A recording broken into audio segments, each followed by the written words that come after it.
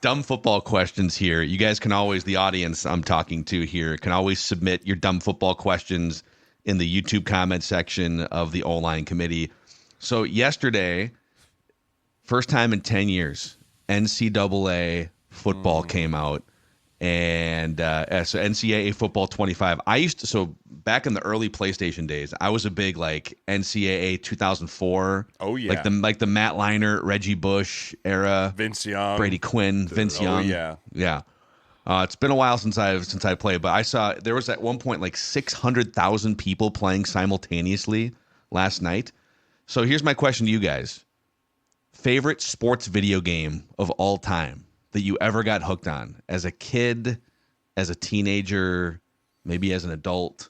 Favorite sports video game? NFL Blitz. Blitz was a big one. Oh my god. NFL Blitz was super fun. Where you So used to fun. just like you'd score a touchdown and you'd get a tackle and then you'd just start body slamming the other. You try to see how many body slams you could get before it cut to the next play.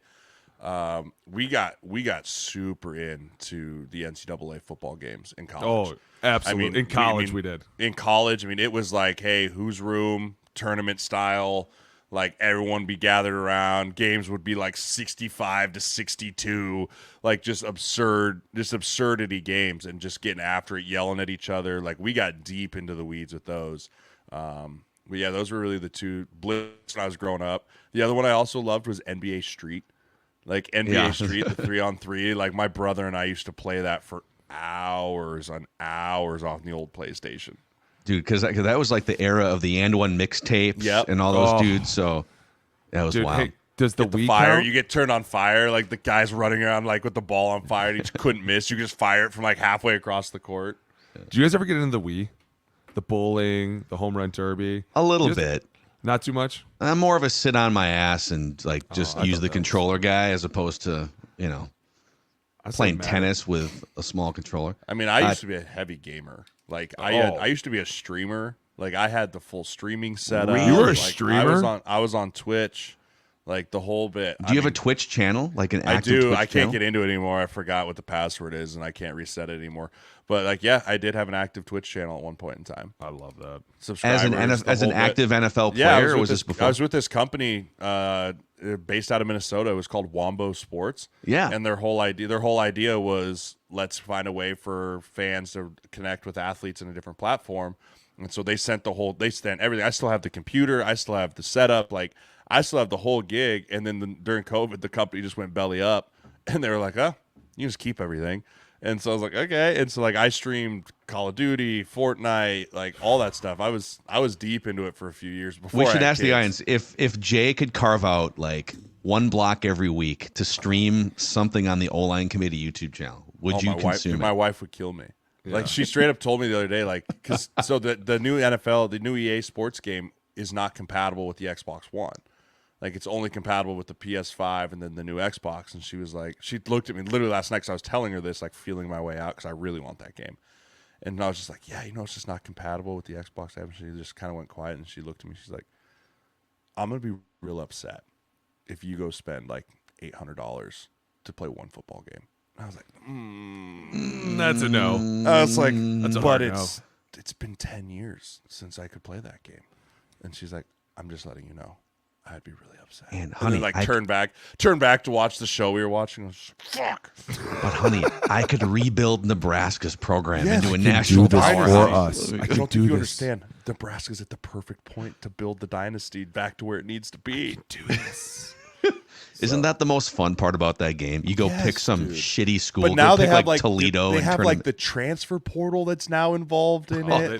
they went all out. it's They went so all good. out. They It's had insane. they have hours upon hours of Kirk Herbstreit, yeah. and Chris Fowler like doing the play calling and oh my dude, I want it so bad. I need it so bad, but I can't justify buying a brand new game console for it because I just don't play games anymore. I don't have time. I remember one time, I think it was the 04 or 05 edition. I was like, what school would it be fun to just build up? I took Air Force Nice. and made them into a multi-year national power. Yes. You're just getting your ass kicked in the first few seasons, and then you find like the quarterback with the highest speed or whatever. Yeah. It's fun, man. Like I have a hard time.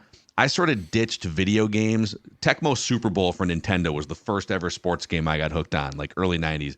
I sort of ditched video games in the early 2000s to play online poker for like 6 years because my logic was if I'm going to spend 6 or 7 hours playing a game, I want to make money playing the game. Fuck yeah. And in the early 2000s, you can make a lot of money online playing poker. So I haven't played video games in a long time, but this game, man, It looks amazing.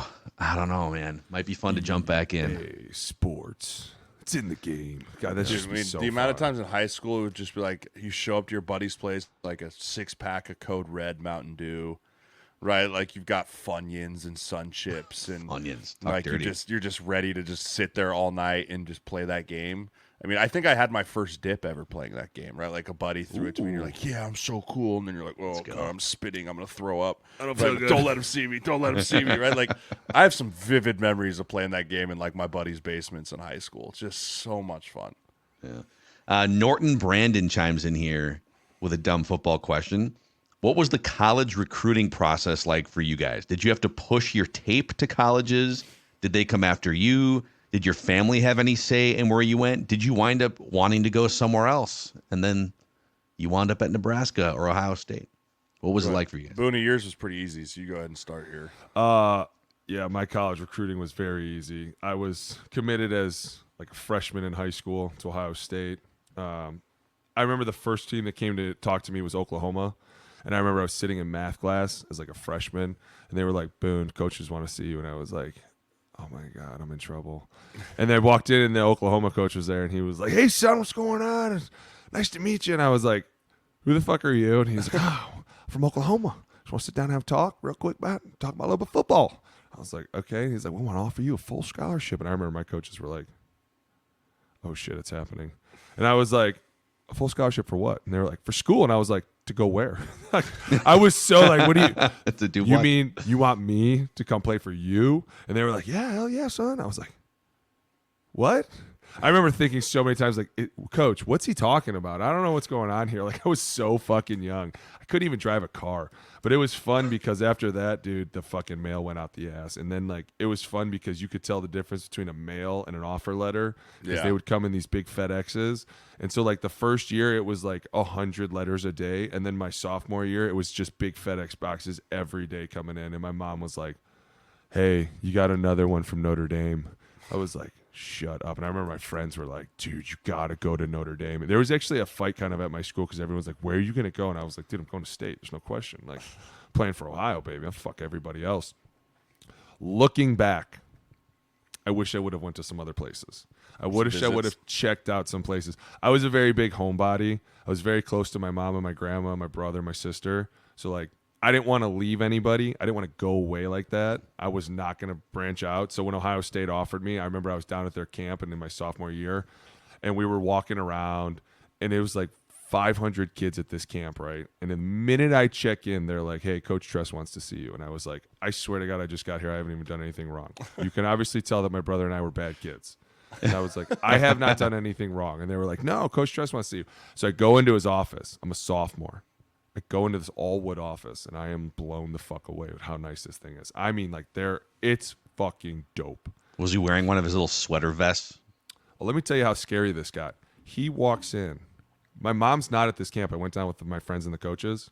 My mom walks in behind him, and I'm like, "What the fuck is going on?" I swear to God, I just got here this morning. I didn't do anything wrong. My coach dropped me off. I've been with him the whole day. He sits us down. He's like, "Booney, listen, man, I'm going to offer you a full scholarship. Want to know what you want to think." And the minute he asked me, I was like, "Dude, I'm fucking here. I'm here no matter what." And this was like back before people committed, decommitted. Like, once you committed, you were like, "I'm in." And I remember on the spot, I was like, "I'm in. I'm all in. I love you. I love this program." My grandfather was a huge fan of O State.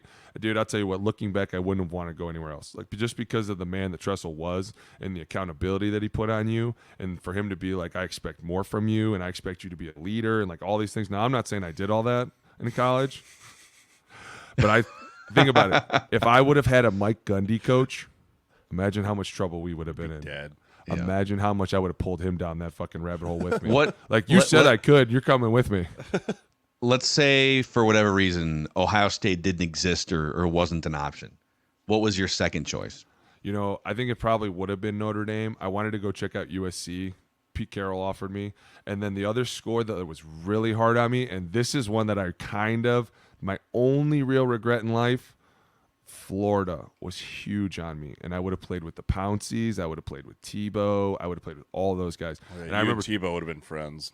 Well, back then he would have hated me, but dude, I think me and the Pounceys would have hit it off. I think we'd have been besties, dude. Like, I remember that coach called me every day, and don't tell anybody this story. Calls me. I'm not gonna tell you which coach called me, but he calls me one day and he goes, "Boone, what are you doing?" I go, "Man, I'm sitting up here freezing my ass off." He goes, "Man, it's like 80 degrees down here. It's like middle of December." He's like, "You know what I'm doing?" I go, "What are you doing?" He goes, "I'm looking out my window, staring at some chicks in some bikinis, dude." I go, "God damn it." He goes, "You want to come play football for us?" I go, "I sure do." It's like, they just knew how to recruit, dude. But looking back, I wish I would have at least went down there for an official visit and had some fun. But dude, by the way, the officials, when you go on an official visit, they're like, "Hey, let me see your phone," and you're like, "Why?" And they're like, "Because there can't be any recordings of anything that's about to happen. No documentation. There can be zero." And so then when I went to college, they were like, "Hey, Boone, remember that official visit thing? We think you'd be great at that." And I was like, "Really?" They were like, "Yeah. So I run into guys every now and then. One of the guys that I hosted was Kyle Long, and that's how Kyle and I became kind of friends in the beginning, and that's when I first met Howie. And so I was talking to Kyle one time at the gym because we used to train together, and he was telling everybody, he's like, "Yeah, I took my official, and Boone sponsored me." And he's like, "Funny story though, took all the money that we were supposed to use and went out by himself and left us at the hotel." And I was like, "I do remember that night. They told me to pick you up, and I got too drunk and forgot and just went out without you." God. But it was, I'll tell you what, dude, it was fun. And looking back, it was a lot of fun. College was a great time. You need to go through it. I will say this, and I stand very firm on my resolute. I don't think you should be getting paid to go to college. I think that when you look back, and I'm not saying that a degree means what it used to mean anymore, but like when we played, dude, it was for fun. And there was no bullshit. There was no nonsense. You were out there with your boys. You were running a million sprints because you wanted to get to the NFL, not because you're getting paid $1 million to not go to school and fuck up a whole bunch of plays and pretend that you're cool. Like, it's just different. And I think that's why we appreciate college so much more. We appreciated the grind because then when you get to the NFL, you're ready. You're prepared. The money is just another benefit that you're like, this is amazing. Like, I worked my ass off for all this. Like, it's becoming too weird for me. And then you're talking about how these guys are going after high school kids now, and the NIL money is out of control with the high school kids, and they're being recruited by agents. Like, it's tainting this game too much that it's not really. I don't see it as football anymore. I see it as this weird game where everyone's like, well, how much money am I going to get? I don't know if I want to go out there and play. Dude, I remember in college, I played with a broken rib. I had staph for 6 days and was in the hospital. Showed up at the game in an ambulance. They're like, "Hey, you good to go? We're going to run 39 boss the whole game." I was like, "Isn't that wide zone to the left?" And they were like, "The whole fucking game, baby. Hope you're ready." I was like, "I just got out of a hospital for 6 days." They're like, "You're going to fucking do great." I was like, here we go, right? Like, that's why we fucking played college football. That's why. I honestly think that a lot of us played college football because we wanted to be in the game. I remember playing the game as Ohio State so much and going, "That's me." 100%. I didn't care if we fucking went out. That's me right there. Didn't even have my name, just had my No number. name. I Right. was Exactly. like, "That's me, 75. You had to download the names and Fucking input them give a manually. shit. I Yeah, fucking these put my kids name on are it. these kids are getting checks for this game, right? Fuck out of here, dude. Right? We didn't get a goddamn thing. And now when you go I back, did. I got a check. Like once the lawsuit happened when I was still in the league.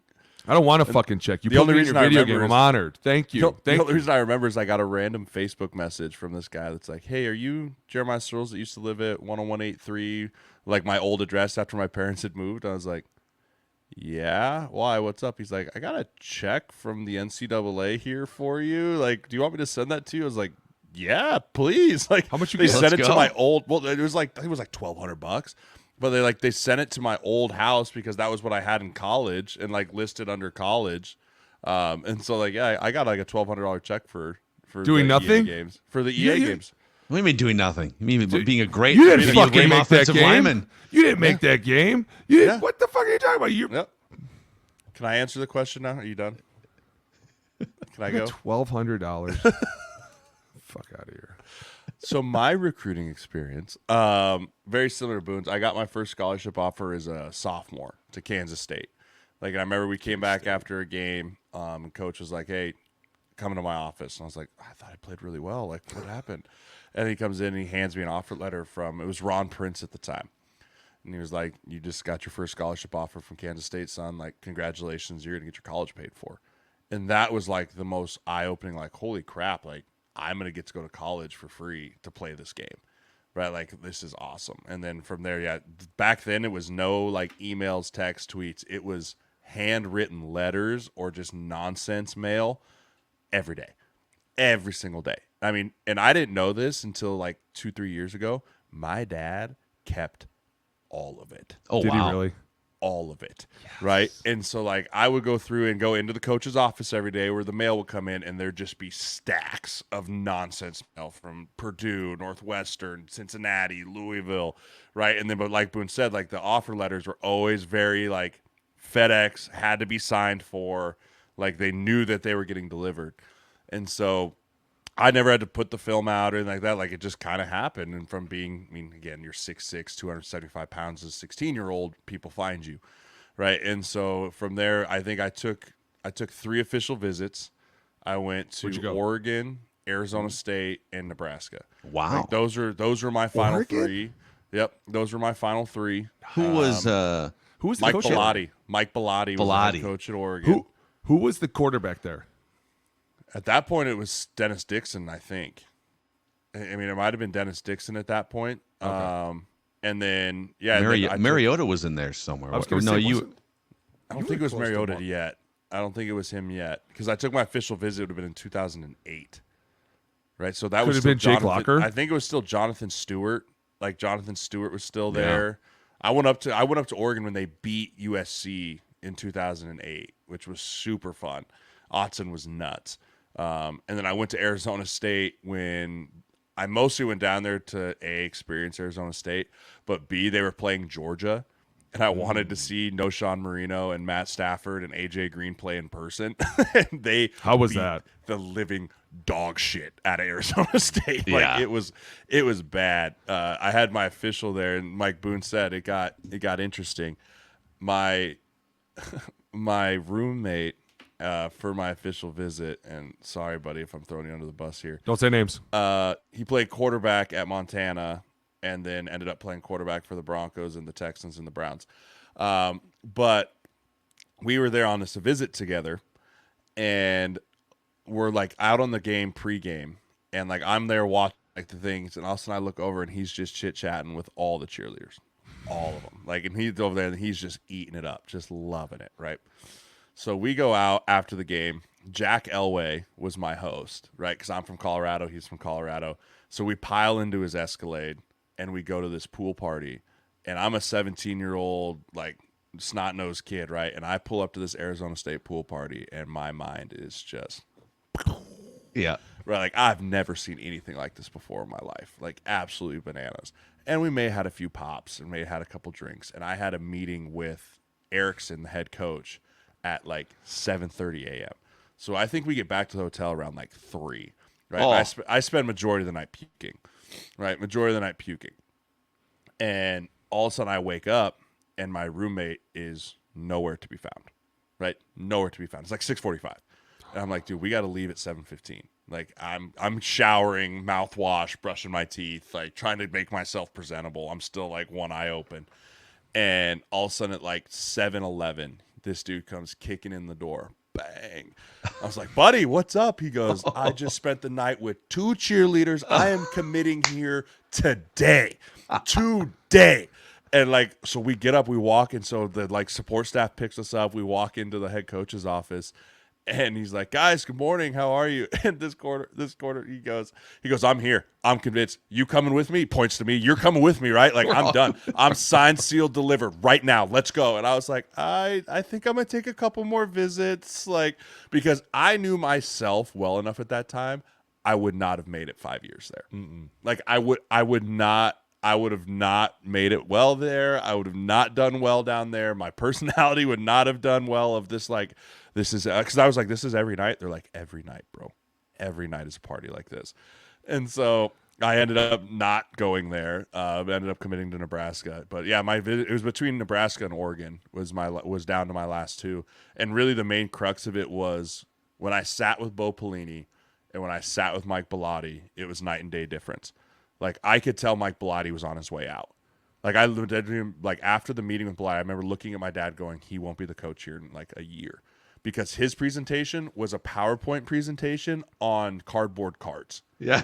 Here's what we're going to do with you as a player. We're going to develop you. We're going to make sure you get the best. We're going to make sure you're a good man. Next slide. Right? Like, that was his presentation, and it just was not, it wasn't it for me. Versus Bo was like sitting in his desk, feet up on his desk, talking about how he was going to help me be a better man, be a better, like, when you leave here, you're going to be a productive member of society. Like, here's what you're going to be as a player. Like, just felt much more. And he had just won the national championship at LSU the year before. Like, Bo was the main reason I went to Nebraska. Dude, you want to take a stab at this quarterback, Mackey? I see you over there. I'm wondering too. I Did see you say you over there. Montana? Here, dude. Did you say Montana? I will not name names.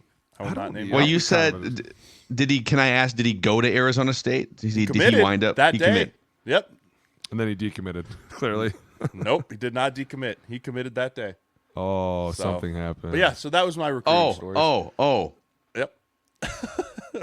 I think he's married now, has a family, has a kid. Don't say fucking names, dude. Hey, don't listen, do that. Audience, you can look it up. Google machine works for you everyone. can Google it up. I think there may. Okay, is it possible? No, I'll ask. Don't. I think I know who it is. I think I know who it is. I'm not Good chance his wife doesn't know, so don't say but it. it Don't was say incredible. The best part was I saw him my rookie year. We ran into each other, and I was like, "Hey, buddy." He's like, "Hey." I was like, "You made it." He goes, "I made it." Like, we hadn't seen each other or spoken since our official visit, and then here we are, both in the league. Like, you did it. Like, hey, you did it. It's like we made it. Yeah, we survived. Yeah. Wow, that amazing, man. Dude, ASU's another world too. I totally. Dude, it's could not. It's a I would not. beautiful I wouldn't have made it, campus. dude. I No wouldn't chance. have made it, dude. No I'm pulling chance. up to the game, and like again, 17-year-olds, and there's these girls and wearing nothing but long, like too big of t-shirts with like cuts down the side that they had tied, and that was it. Yeah. And I was like, what? And like all the coaches had given them all signs of our names because there's a bunch of us on visits. I was like, Jeremiah, come to Arizona State. You're like, that's tempting. That's lethal. That's really tempting lethal. right there. That's right. lethal. They're just like, hi. And you're like, oh, no, I can't do this. I can't do this. So basically, if you want to know the difference between college and pro, that's the difference. When you go in college, it's trouble. In the NFL, it's a real world. Like that was the question last week. What's the biggest difference? So facilities and Fans. a couple other things that you Fandom. just added on there, man. Yeah. So some good, a couple good dumb football questions there. Keep submitting via the YouTube comment section. And next week we will have actual football training camp things to react to. This is the O-line committee. Jeremiah Sirles, Alex Boone, Phil Mackey. See you next week.